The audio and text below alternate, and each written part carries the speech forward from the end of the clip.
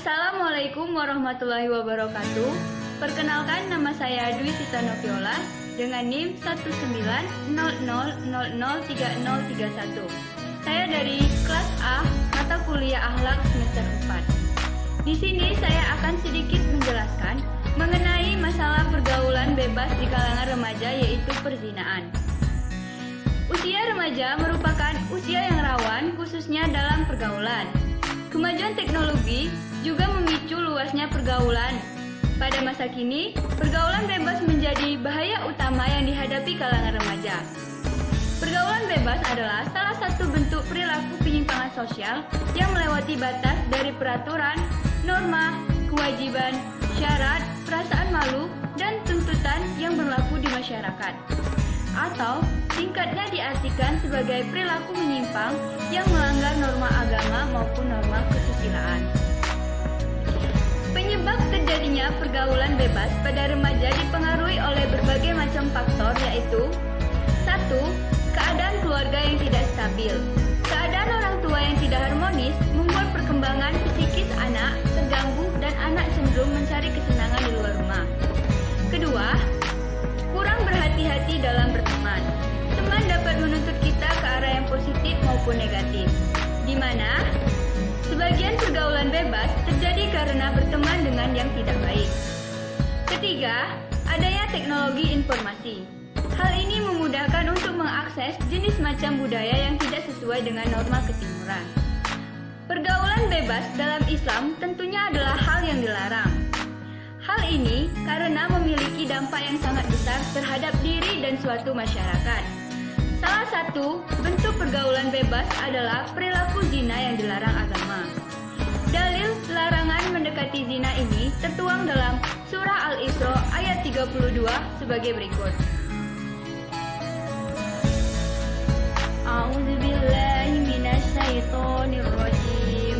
Bismillahirrahmanirrahim. Wala taqrabuz zina innahu kana fahisyah wa sa'a sabila. Yang artinya, dan janganlah kamu mendekati zina. Zina itu sungguh suatu perbuatan keji dan suatu jalan yang buruk.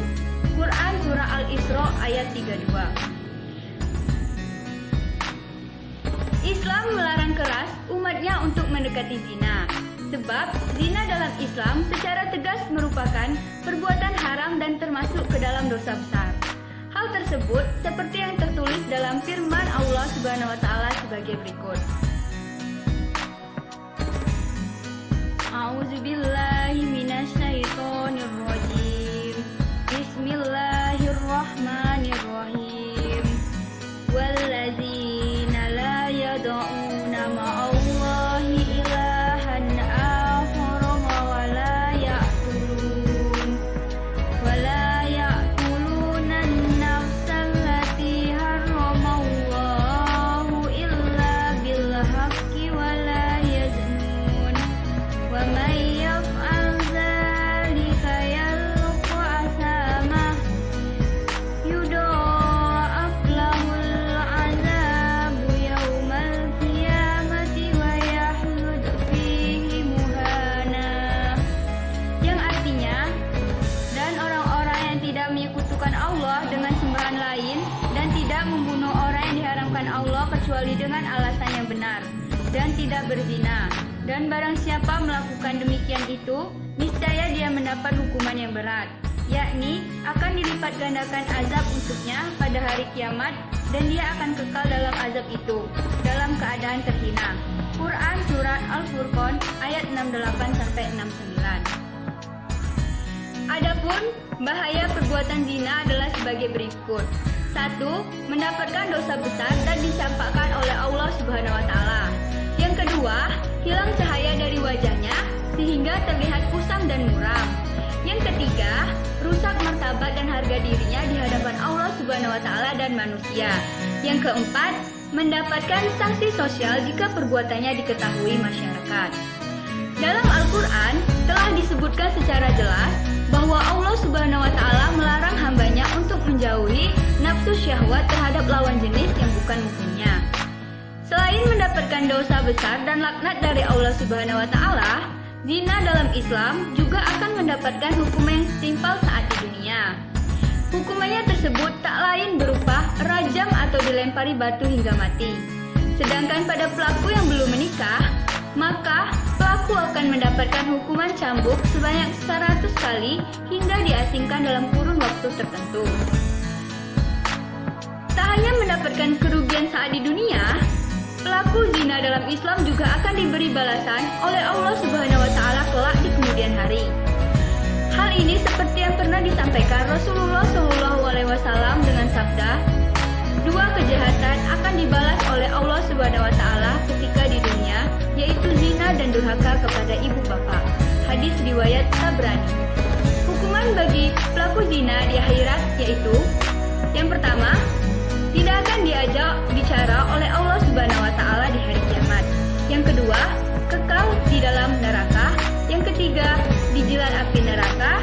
Yang keempat, ditempatkan di pintu neraka yang paling busuk baunya.